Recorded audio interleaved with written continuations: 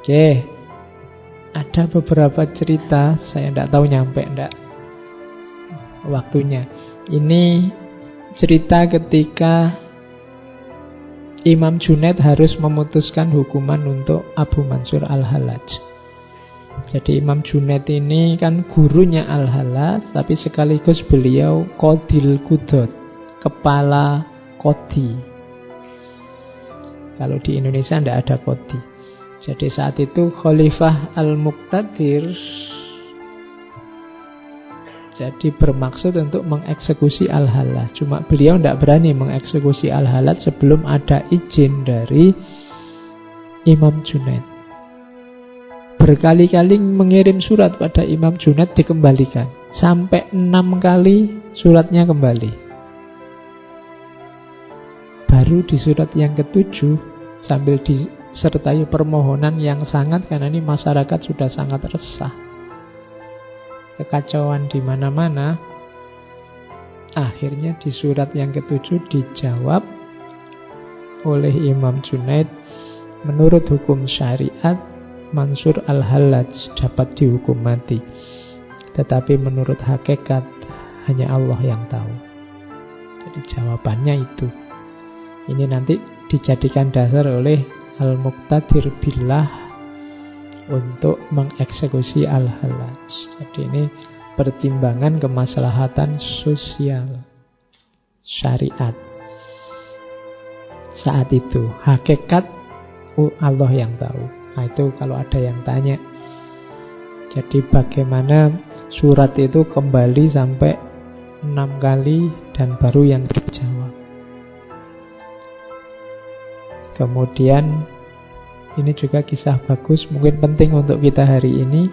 Ada orang tanya begini, pada masa sekarang ini semakin sedikit dan sulit menemukan saudara-saudara seagama. Kalian mungkin hari ini kan lebih sering berselisih dengan orang satu agamamu. Jawabannya Junaid, jika engkau menghendaki orang untuk memikul bebanmu, maka orang-orang seperti itu memang sulit dan sedikit. Tetapi jika engkau menghendaki orang untuk ikut memikul bebannya, maka orang seperti itu banyak sekali. Jadi kenapa kita hari ini gelisah nyari saudara kok susah? Sesama saudara seagama gegeran terus, kemungkinan mental kita yang keliru. Kita ingin membebankan pikiran kita, membebankan gagasan kita, membebankan keinginan kita pada orang lain. Kita ingin pandangan kita, gagasan kita, keinginan kita dipahami orang lain. Orang lain menginginkan hal yang sama.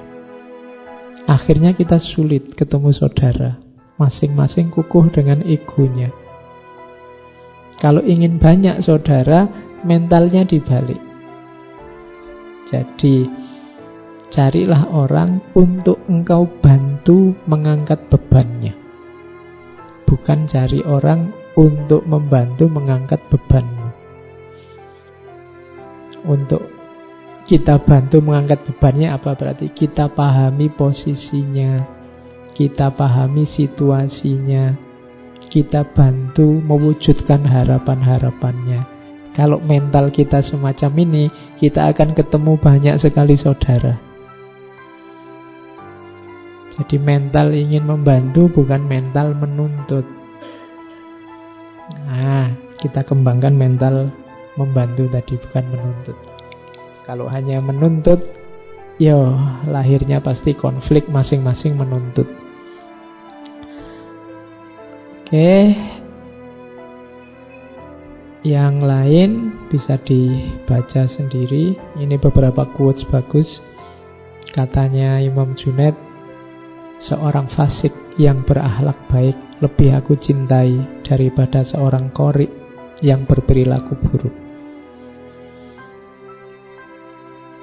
Ini isyarat bahwa akhlak itu penting. Orang yang dosanya banyak, fasik, tapi akhlaknya bagus, itu biasanya memang lebih dicintai orang lain daripada qori, orang yang ngerti agama tapi akhlaknya buruk. Akhlak buruk itu ya, yang dia sebarkan hanya kesulitan, mafsadat, kerusakan. Biasanya kurang dicintai. Makanya kalau bisa ya qori yang akhlaknya baik. Ini lebih manfaat. Kemudian makan bersama-sama itu ibarat menyusu bagi bayi. Maka lihatlah dengan siapa kalian makan bersama. Ini kehidupan sosial ya. Kalian bersama siapa, ikut siapa, kelompokmu apa. Itulah tempat kalian menyusu. Menyusu ilmu, menyusu pengetahuan. Perhatikan pada siapa, dalam hal apa kalian menyusu. Kemudian seorang hamba dapat diangkat pada kedudukan yang tinggi di sisi Allah walaupun amal dan ilmunya sedikit, dengan sebab 4 perkara. Kalau kita merasa amal kita sedikit, kita merasa ilmu kita juga sedikit, kalau ingin derajat kita tinggi, lakukan 4 hal. Murah hati, rendah hati, dermawan, dan berakhlak baik. Ini bisa menyaingi orang-orang yang ilmunya luas dan amalnya juga banyak untuk meningkatkan derajat kita. Ada 3 hal bagi orang awam yang dapat menjadi hijab dari Allah. Yang pertama makhluk, yang kedua dunia, yang ketiga nafsu. Tapi kalau orang khawas, hijabnya 3 juga. Yang pertama pamer amal baik, yang kedua mencari pahala, dan yang ketiga pamer nikmat. Jadi saya tidak tahu kita ada di level mana, tapi jangan sampai punya 6-6-nya. Itu kan 3 untuk awam, 3 untuk khawas. Jangan-jangan kita sudah awam pamer lagi. Kalau orang khawas ya ada yang dipamerkan. Kalau kita tidak ada yang dipamerkan, tapi ya nekat pamer. Itu masalah. Oke, saya kira itu Imam Junaid. Nah, ini cerita beliau menjelang wafat. Jadi sebelum Imam Junaid wafat hari Jumat tahun 910 Masehi, menjelang wafat Imam Junaid itu dikelilingi oleh sahabat-sahabatnya.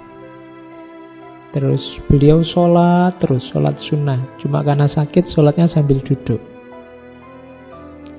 sampai kakinya tidak bisa digerakkan lagi. Ada yang sampai ruhnya sudah mulai diangkat dari kaki. Karena sudah tidak bisa bergerak, sahabat-sahabatnya sudahlah diakhiri sholatnya, berbaring saja. Terus Imam Junaid berbaring. Tapi ya beliau tidak mau diam, sambil berbaring ngaji Al-Quran. Hafalan pasti beliau hafal Quran. Sampai khatam. Sampai sekali khatam. Diulang lagi cuma sampai surat Al-Baqarah ayat 70, terus diambil oleh Allah. Jadi 1 khataman plus 70 ayat surat Al-Baqarah. Jadi sholat sunnah bolak-balik ditambah sekali khatam plus 70 ayat surat Al-Baqarah. Itu sebelum beliau meninggal. Tidak usah tanya husnul khotimah atau tidak. Kalau kayak gini ya, ya mesti. Oke, saya kira itu teman-teman.